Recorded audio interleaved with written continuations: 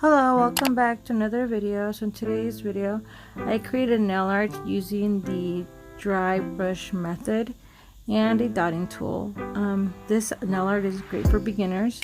So if you want to see how I created this look, keep on watching.